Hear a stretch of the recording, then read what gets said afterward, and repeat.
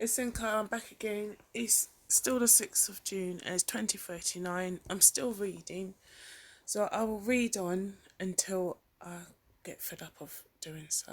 So I'm just going to read on from page 11. This short story from Yoruba Legends is called Moremi. A nobleman of Ile Ife had a beautiful and virtuous wife named Moremi and a handsome young son, Ila. The country of the Ifes was at that time subject to fierce raids by a tribe called the Igbos, who were of such an uncanny appearance in battle that the Ifes thought them not human, but a visitation sent by the gods in punishment for some evil. In vain did they offer sacrifices to the gods. The raids of these strange beings continued, and the land was thrown into a state of panic. Now the heroic Moremi, desiring to bring an end to this condition of affairs, resolved to let herself be captured during one of the raids, so that she might be carried as a prisoner to the land of the Igbos and learn all their secrets. Bidding farewell to her husband and her little son, she went to a certain stream and promised the god of the stream that if her attempt was successful, she would offer to him the richest sacrifice she could afford.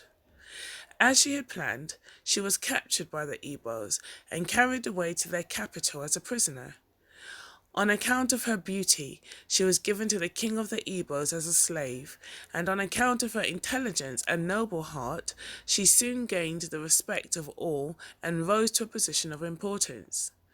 Before she had been in the country very long, she had learnt all the secrets of her enemies. She found that they were not gods, but ordinary men. On going into battle, they wore strange mantles of grass and bamboo fibre, and this accounted for their unnatural appearance. She also learned that because of these mantles of dry grass, they were much afraid of fire, and that if the Ifes were to rush among them with lighted torches, they would quickly be defeated. As soon as it was possible, she escaped from the palace and from the territory of the Igbos and returned to her own people. Her tidings were joyfully received at Ile-Ife, and shortly afterwards the Igbos were utterly defeated by the trick Moremi had suggested.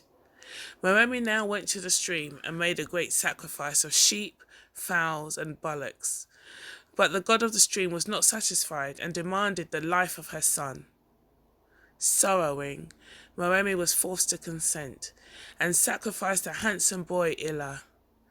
The Ifes wept to see this sad spectacle, and they promised to be her sons and daughters forever, to make up for her loss.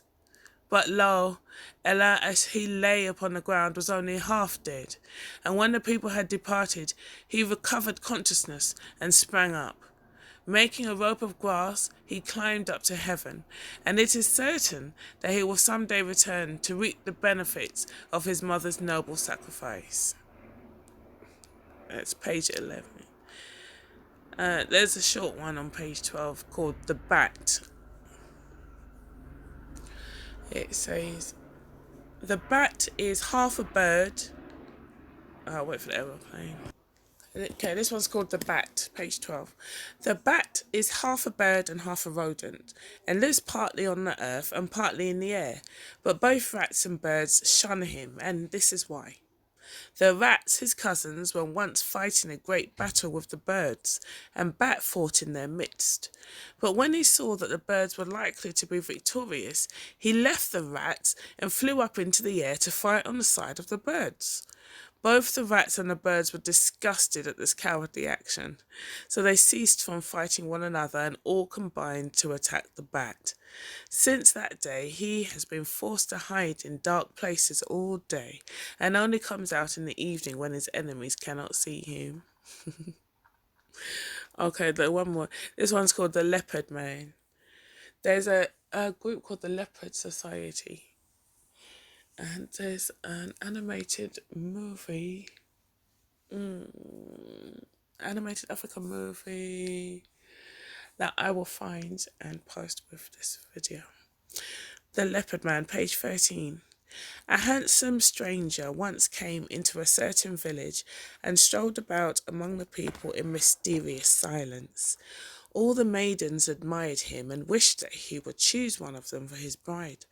But he said nothing, and at last walked away into the forest and disappeared from sight. A month later, the stranger came again, and this time one of the maidens fell so much in love with him that she resolved to follow him into the forest, as she could not bear to be separated from him. When the stranger looked back and saw her coming behind him, he stopped and begged her to return home. But she would not, and exclaimed, "I will never leave you, and wherever you go, I will follow." "Beautiful maiden, you will regret it," replied the stranger sadly as he hurried on. After a while he stopped again and once more begged her to retrace her steps. But she made the same reply, and again the handsome stranger said in sorrowful tones, "You will regret it, beautiful maiden." They went far into the depths of the forest, and at length reached a tree at the foot of which there lay a leopard's skin. Standing under the tree, the stranger began to sing a melancholy song, in which he told her that he was allowed once a month to wander about in villages and towns like a man. He was in reality a savage leopard and would rend her in pieces as soon as he regained his natural form. With these words he flung himself upon the ground and immediately became a snarling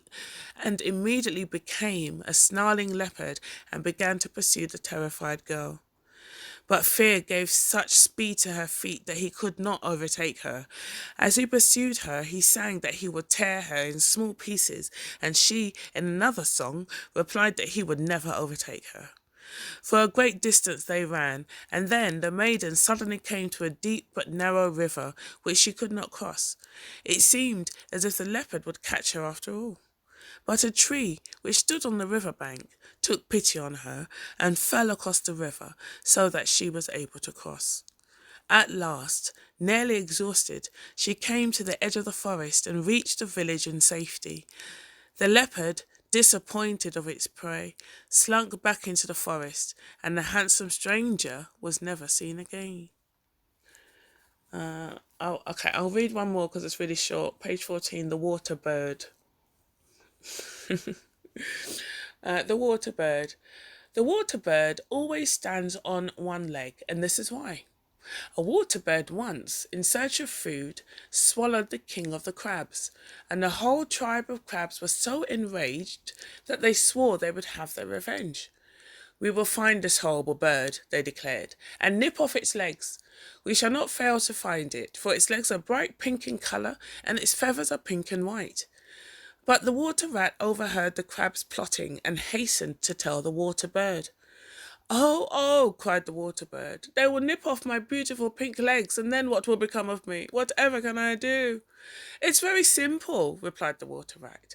"If you stand on one leg, they will think you are some other creature." The bird thanked him and tucked up one leg. When the crabs came, they saw, as they thought, a very tall pink bird with one leg and a large beak. "Our enemy has two legs," they said. "This cannot be he." And they passed by. The end. Thank you for listening.